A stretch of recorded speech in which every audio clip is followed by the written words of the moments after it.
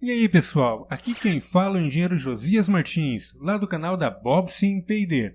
Como vocês já sabem, estamos em uma parceria com a WR Kids Channel e o engenheiro Wagner Rambo para lhes trazerem alguns vídeos sobre processadores ARM M0. No vídeo de hoje vamos apresentar-lhes o barramento SPI, que é na realidade um acelerador de hardware, um módulo que funciona em paralelo ao processador ARM.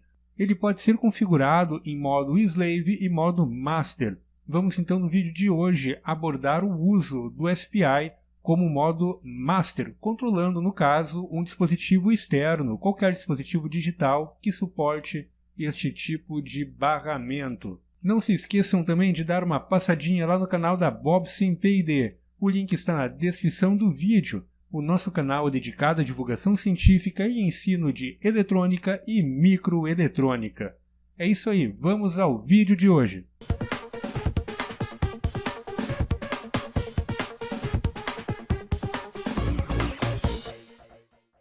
Este vídeo é um oferecimento WR Kits. Acesse agora mesmo wrkits.com.br. No site da WR Kits vocês encontram diversos produtos para seus projetos.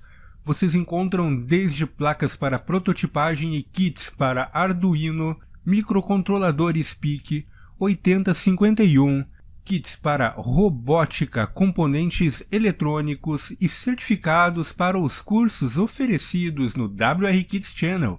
Não percam tempo, galera. Acessem o site da WR Kits e confiram todos os produtos disponibilizados lá. wrkits.com.br. Bom, pessoal, então aqui eu tenho já o esquemático pronto para a nossa videoaula de hoje. O que basicamente nós vamos fazer é efetuar então a leitura analógica num pino ANA-IN 1. É o mesmo esquemático adotado no nosso vídeo sobre leitura analógica, certo? Então aqui eu tenho uma fonte de 5 volts, sinal DC, um resistor de 10K para limitar a corrente e um potenciômetro, certo? Então o potenciômetro vai ligado no pino PIO 011, onde efetuamos a leitura. O digital não será utilizado neste exemplo. Coloquei também aqui o osciloscópio para efetuarmos a leitura da saída SPI do nosso microcontrolador. Então, no A eu coloquei o SCK, o B o SCEL, no C o MISO e no D o MOSI. Falando agora um pouquinho sobre o SPI. SCK é o clock utilizado para o sincronismo entre a unidade master e a unidade slave. O SCEL é basicamente um pulso de enable, um pulso de sincronismo para informar a unidade slave que está sendo efetuado a transmissão de uma informação ou que ela deve efetuar a entrega de algum dado, né, de alguma informação. O MISO é Master In Slave Out, ou seja, é a entrada de dados no nosso microcontrolador. Quando você solicitar a transmissão de alguma informação por parte de algum dispositivo externo, né, conectado via SPI, é nele, neste pino, que esta informação será carregada para dentro do microcontrolador. E o MOSI, que é o Master Out Slave Input, é onde sai a informação do microcontrolador em direção ao dispositivo slave. Agora vamos ao código. Primeiramente começa com um comentário, né, já de padrão. Então esse código é o exemplo do uso do módulo ou acelerador de hardware SPI. Na linha 3 temos a include padrão do processador. Linha 5, o início da função main. A configuração do SPI está das linhas 7 até a linha 18. A linha 21 até 27 não irei comentar, pois nós já vimos no vídeo sobre ADC. Inclusive a configuração que aqui está é exatamente a mesma apresentada naquele vídeo. Então vamos dar uma olhadinha na configuração do SPI. Na linha 8, estou transformando ou configurando o PIO 23 como MOSI. Vamos dar uma olhadinha lá no User Manual, na seção 7.4.34. E aqui está ela. Aqui então nós estamos definindo a função do PIO23, certo? Daquele pino. Basicamente nós temos três opções, onde a terceira opção configura este pino como MOSE. Ok? Então, como nós queremos configurar, ligar aquele pino no barramento do SPI, nós vamos configurar como MOSE. Na linha 9, então, nós configuramos o PIO22 como MISO. Esta configuração encontra-se lá na seção 7.4.22. Aqui está ela. Escrevemos, então, o número 2 em hexadecimal nos bits 0 até 2. E a mesma coisa estamos fazendo então com o PIO20, configurando ele como SCell, e no PIO-R21, configurando ele como SCK. Não irei voltar lá no User Manual, pois apenas lá consta o bit de configuração, como já demonstrados no PIO23 e no 2.2. Vamos dar sequência. Na linha número 12, estamos habilitando o clock para a unidade de SPI, lá na seção 3.5.14 do User Manual.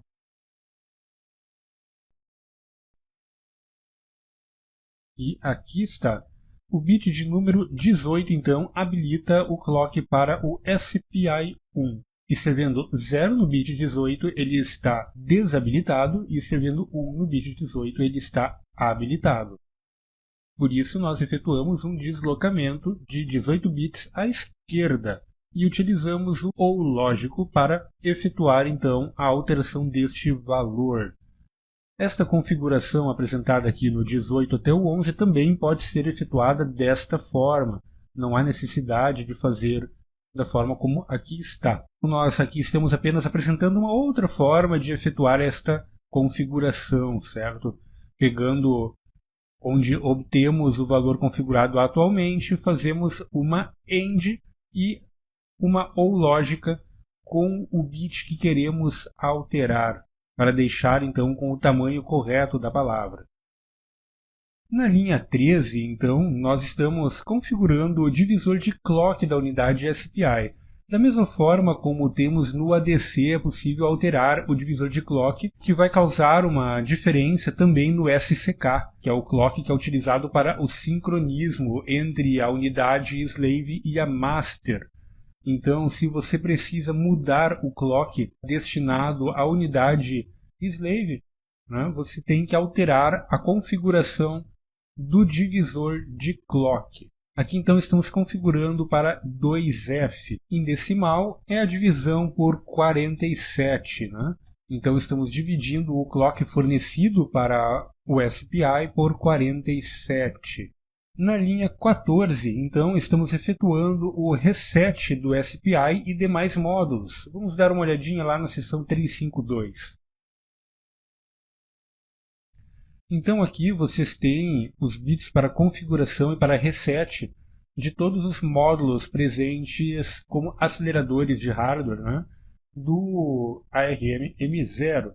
Observem que é possível efetuar o reset do SPI 0, do I2C, o SPI1, que é o que nós estamos utilizando, e SCAN. Por padrão, o processador ele já inicia resetando todos estes módulos. Né? Então, na realidade, isso daqui não haveria tanta necessidade, pois por default já é resetado. Mas, por via das dúvidas, para o caso de acontecer alguma alteração transiente, né, por algum ruído, qualquer coisa do tipo, é importante sempre você resetar o seu dispositivo antes de iniciar o uso. E na linha 15, estamos configurando o tamanho da palavra. Aqui estamos configurando a palavra para 10 bits. E é possível configurar até 16 bits conforme a seção 14.6.1 do User Manual.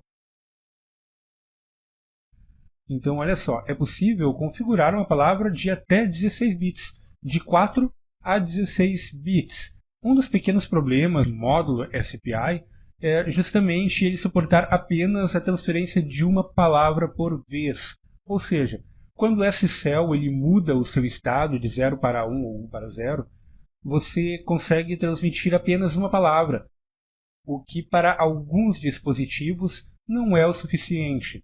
Muitos dispositivos que trabalham tanto com leitura quanto com escrita trabalham com o uso de 2 ou 3 palavras, onde a primeira palavra transmitida configura o dispositivo e informa a ele o que ele deve entregar para o master. Então o S-Cell ele não poderia ir a 0 entre a transmissão das palavras. Um dos problemas então do SPI do ARM-M0 é que ele transfere apenas uma palavra por vez.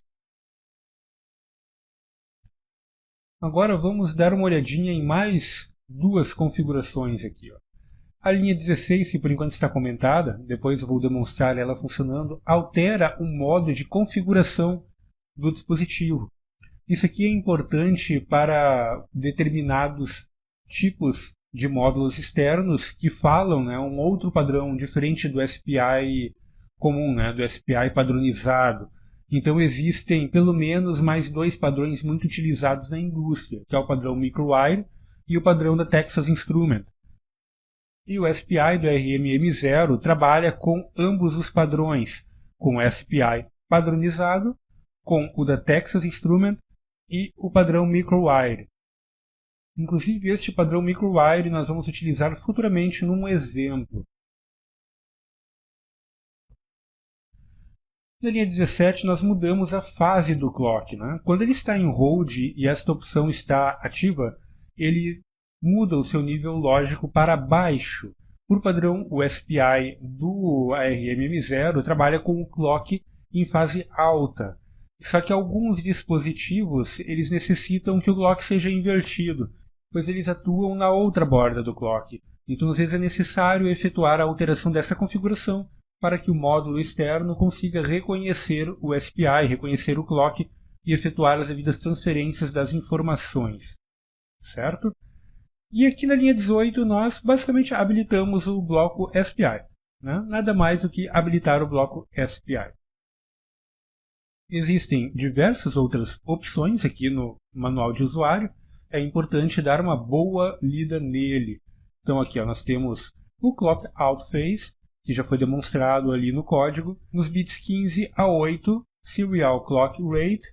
Você pode aqui também ajustar como vai ser este clock, o rate deste clock, fazendo então um escalonamento. No CR1, você tem a configuração para habilitar o Loopback Mode, ou seja, se você habilitar o Loopback Mode, botar este bit em 1, você estará ligando a saída na entrada, o que é interessante para debugar o seu código.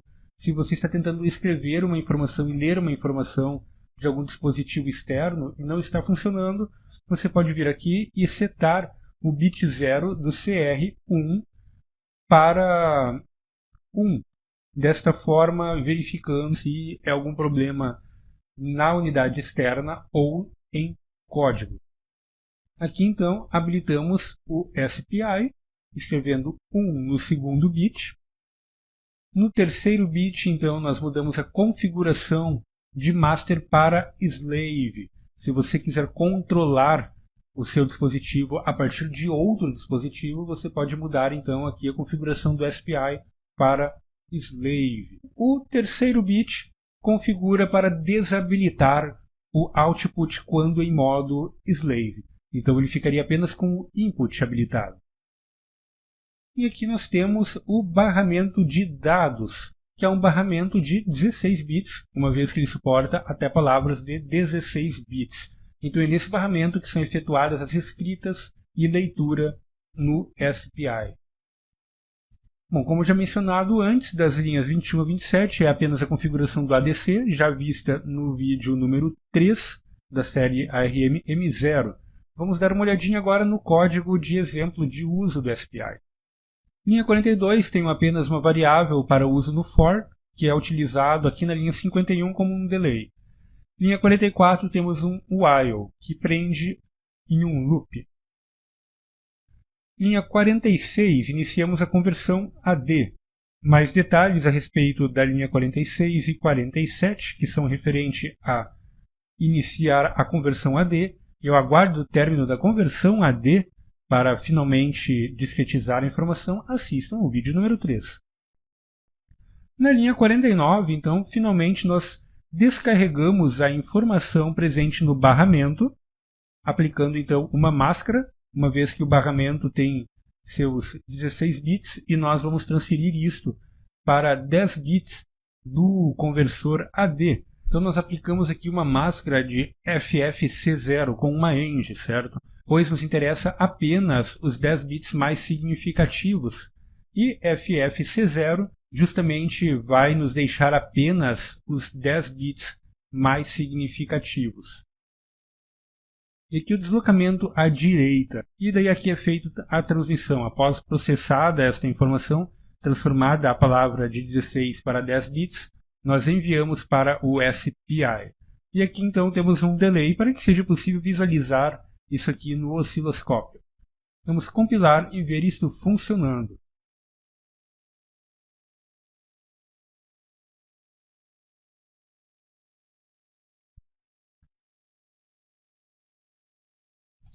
E é isso aí. Compilado e executando. Observem que o SCell ele vem de 1 para 0 e o clock atua dentro deste período, né, da transição do SCell, que é o nosso chip enable. Né? Em alguns casos é chamado de chip enable. Observem que não temos nada no dado, está tudo zerado, pois justamente a entrada analógica ela está praticamente em zero. Agora eu vou variar o potenciômetro e o ADC vai discretizar essa informação e transmitir via SPI. Bom, e então é isso aí, funcionando, ele está discretizando a informação na entrada ADC e enviando por SPI. Então isto é extremamente útil caso você tenha algum sensor e queira enviar esta informação para algum outro dispositivo, certo? Por exemplo, um decodificador digital analógico, né? Ou mesmo para algum outro microcontrolador mais poderoso, ou gravar em um cartão SD, qualquer coisa do tipo, certo? Agora vamos alterar algumas configurações. Vou mudar a fase do clock.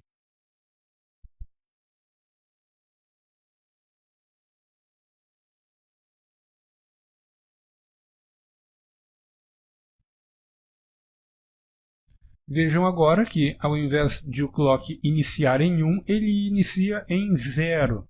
Desta forma, se o seu dispositivo ele atua apenas na borda de subida, ele vai passar a funcionar. E outros dispositivos atuam na borda de descida. Desta forma, não irão funcionar corretamente. Então, por isso que é importante verificar a documentação do chip que você quer controlar antes para ver se ele atua na borda de subida ou na borda de descida, pois a alteração dessa configuração pode fazer com que o seu dispositivo funcione ou não funcione adequadamente, uma vez que a informação é transmitida dentro do período do clock conforme a borda, certo? Então você tem que alterar a fase do clock para que a borda de descida ou subida do clock case com o bit que você quer transmitir. E vamos mudar também para microwire.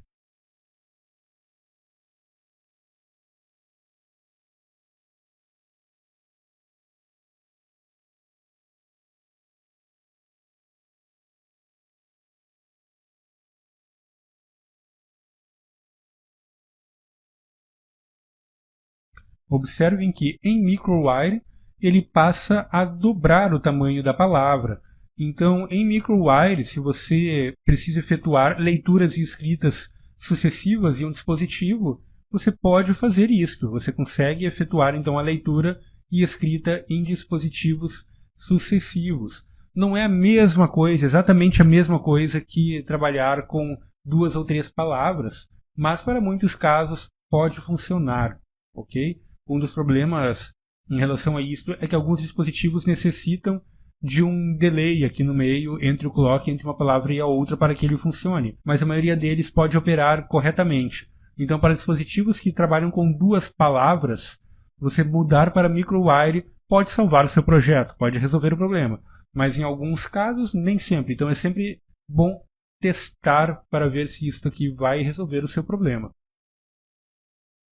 Um outro detalhe importante é que o ARM M0 não tem a opção de mudar a fase do S-Cell, o que também seria muito importante, pois alguns chips trabalham com o S-Cell de 0 para 1 e não de 1 para 0 para habilitar comandos. Ok? Então, por hoje é isso aí, pessoal.